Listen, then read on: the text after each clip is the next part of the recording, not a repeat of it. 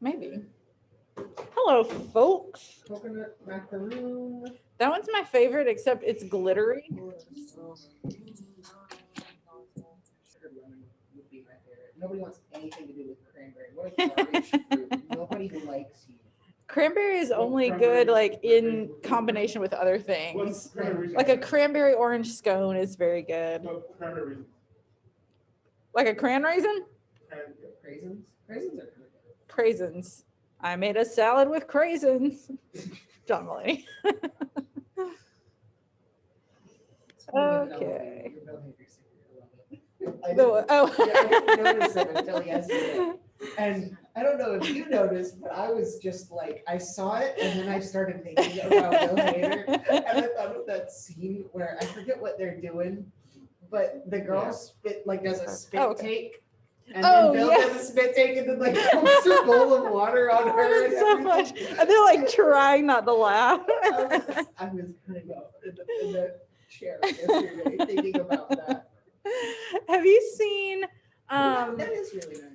Oh yeah, it is. It smells really good. Have you seen the one where he's like a fireman and he has a meltdown? Maybe. His name is Bryce, which is why I showed it to my class last year because Bryce like had a meltdown in my class, and I feel like Bryce would never have a meltdown. He's such a like stoic and boring. For the most part, yes. I don't know. He like his brain broke in the middle of class, and he was reading something, and then he just couldn't read it anymore, and then he started laughing so hard he was crying, and then he had to leave the room. So I don't know what happened, but I was like, hey, we're gonna watch this video of Bill Hader playing a fireman named Bryce who has a meltdown because it reminds me of you. I actually do.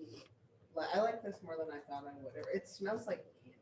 It does kind of smell like candy. I do like the sugared lemon. I refuse to try the cranberry. We don't have Christian with us. Where is that guy? Oh no. We do have Brendan. We don't have Hayward. Well, We do have Troy, who's been grinning menacingly at me all day. Did it not work? Eli, it did not. Ian? You didn't try the. Nate, I did. Chip in person, Sterling, and Do you want me Darius. to keep this or throw it away? You can toss it. So we're just missing Christian and Hayward. All right. Can I sit at your desk for today's class? I don't mind if you do. You'll be fine.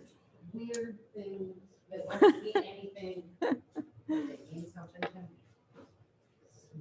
I left for my 7th period class the other day. I had a doctor's appointment, so Cheek watched my 7th period. And they were coming in just as I was leaving. I was like, bye guys, have a good class. And then like Julius yelled at me and chased me like a little bit down the hall. And he's like, can I use that rolling desk today? I was like, fine. Oh, the standing desk? Yeah. Oh, by the way, guys. I bet this is going to be fun to teach. We're all facing towards the middle of the room. I know. And there's no good angle for you to look where you're I not couldn't facing do like backwards, facing that. forward. Don't come to school Monday. Seniors, capstone projects are due February 25th. We don't have school Monday. Wait, what about seniors? There's capstone projects are due February 25th. Which So is that's not the play. 2 weeks. That's not the play anymore, right? I don't know. It's just whatever. I assume it's that, but I can look it up in a few minutes. I think I have like a calendar of when everything's due. Yeah, please pull it up for me because that could be All right. awful. Oh, let me see real quick if I can find it. Okay, here comes Hayward.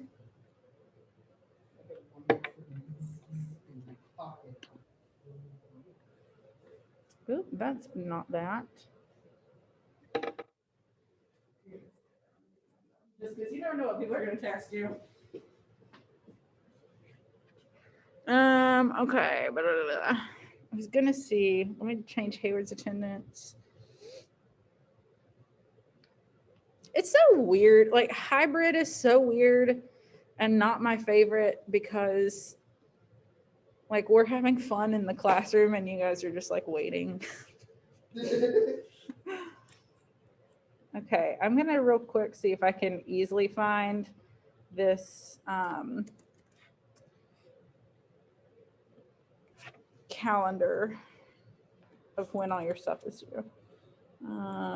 It's not there.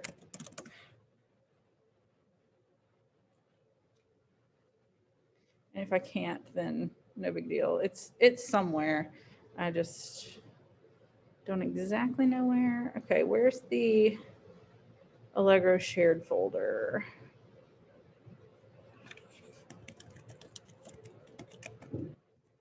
Allegro shared folder.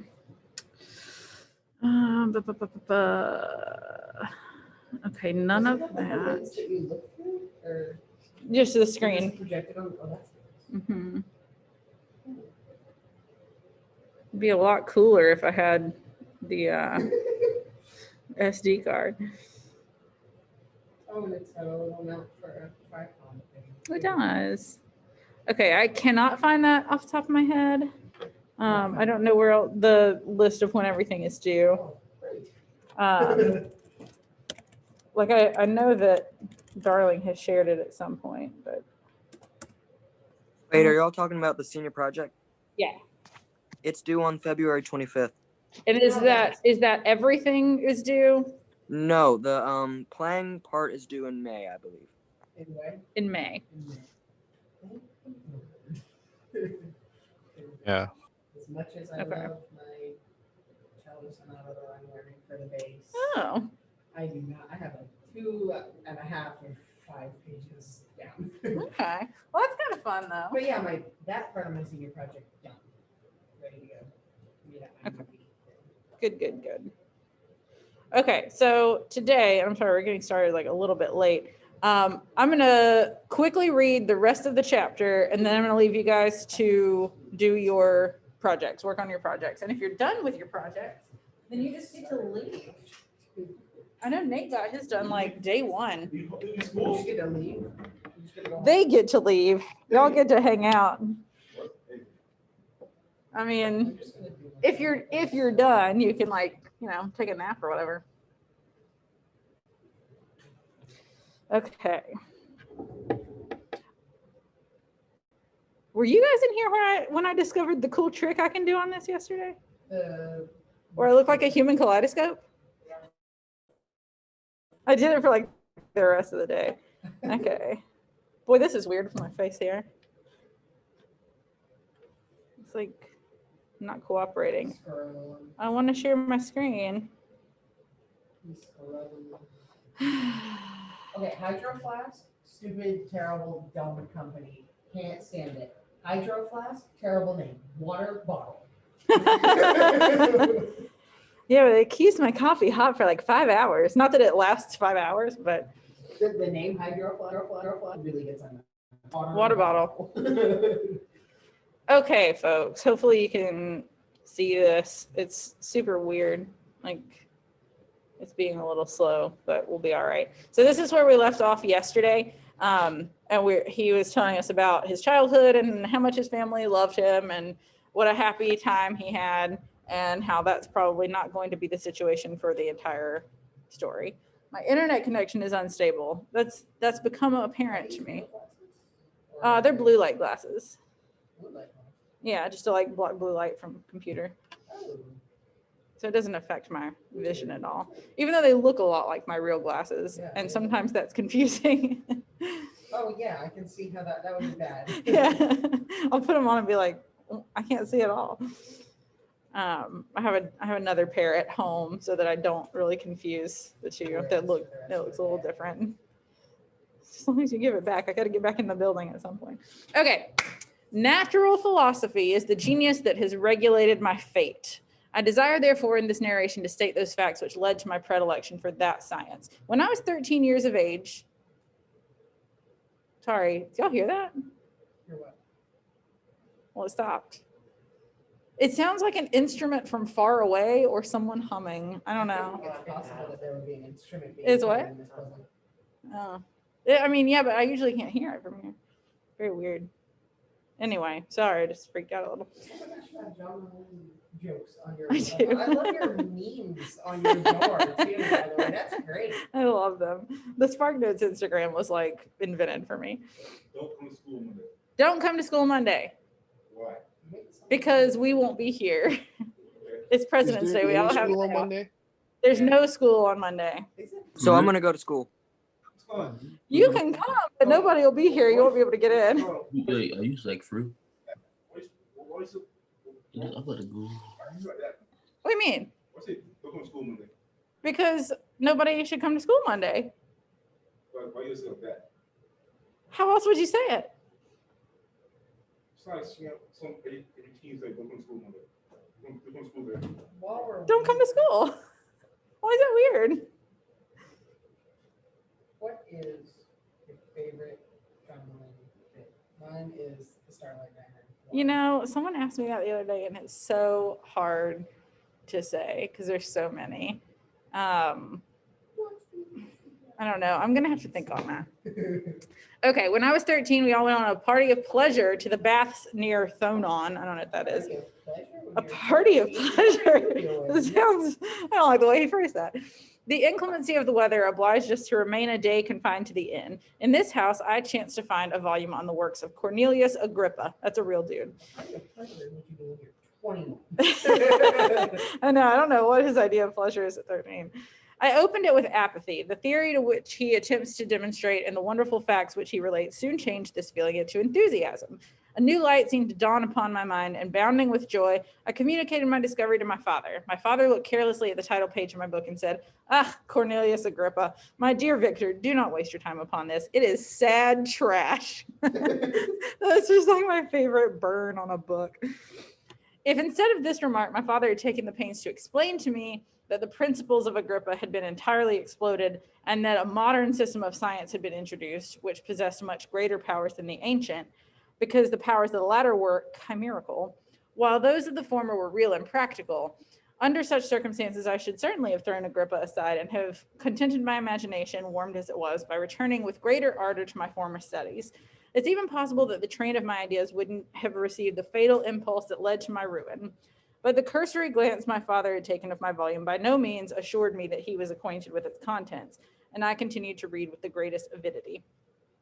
I feel like he's kind of blaming his dad for stuff here. He's like, if you had explained to me why Cornelius Agrippa was sad trash, and to be honest, I don't know enough about Cornelius Agrippa to really like speak to whatever his stuff is.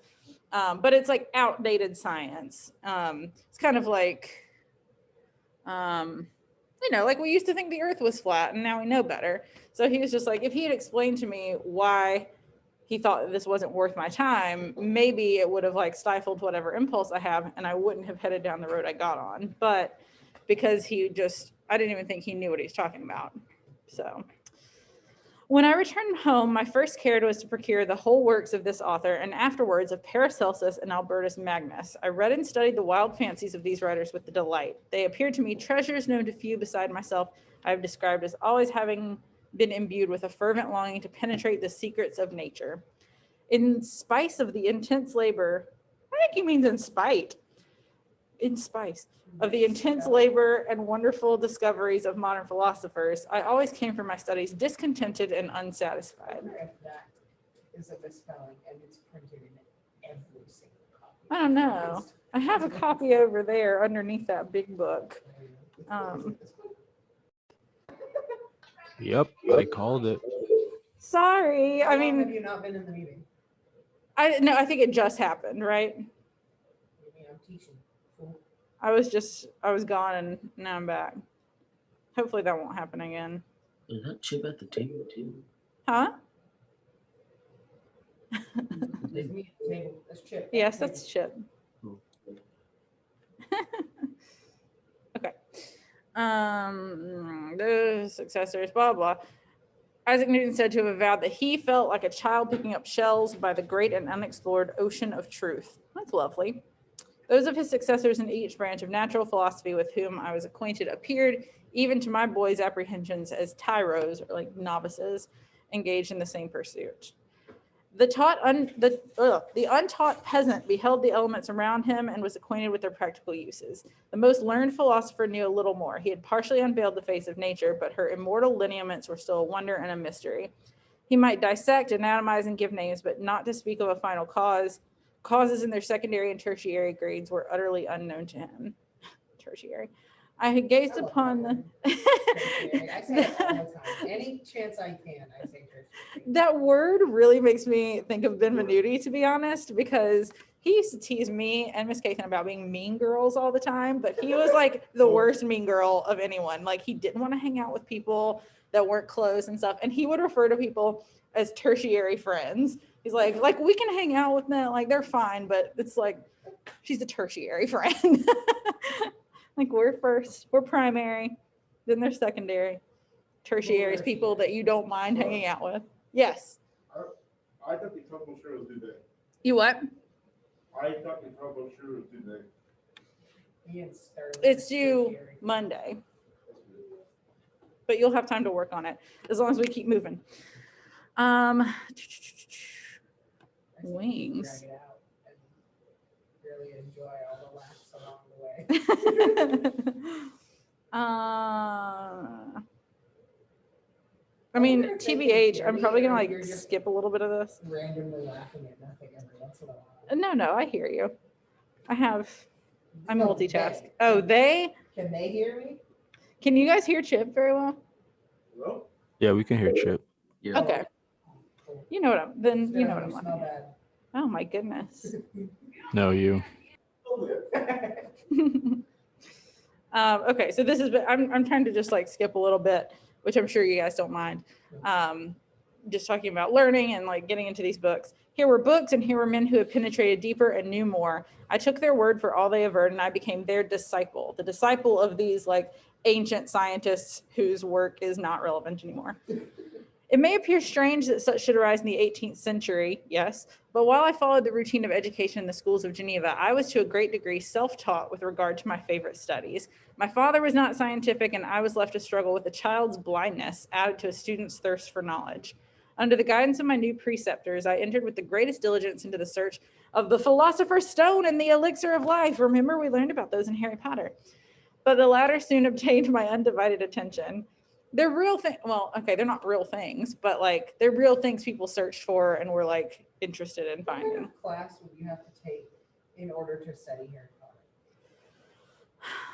Like at least the first book. Like what kind of? Because every. Well, one of my coworkers is doing it with her class this year Oh yeah. for I think 9th grade, which I think is a little old for the first Harry Potter, but maybe not. I think it would be so fun to like have a class where you study all 7 books and like really, That would like, be fun. deep That sounds reading. Like an extracurricular. Yeah. thing, though. I'd be totally into it now. I haven't read. No, my internet connection is unstable again. I haven't read a single Harry Potter book, Oh, there's so You good. pros. and I haven't watched any of the movies either. I completely What? avoided that. Oh my gosh. Yeah. Wow. They're so good. Doesn't I make think any they're all on sense. HBO now. Okay, I'm gonna try to keep going. If I get kicked off, I'm so sorry. I entered with the greatest diligence into the search for the philosopher's stone, elixir of life, but the latter soon obtained my undivided attention. He's looking for the elixir of life. Wealth was an inferior object, but what glory would attend the discovery if I could banish disease from the human frame and render man invulnerable to any but a violent death? That's a great idea in theory, like trying to prolong life so that we would never, like the only way we would die is if someone murdered us. If we just let old age take its course, we'll be okay. It's a nice thought, but I kind of agree with you. Like immortality is not all it's cracked up to be. I really hope that like the Christian heaven isn't real because that's gonna be boring. Maybe it'll be like, did you ever read The Lovely Bones?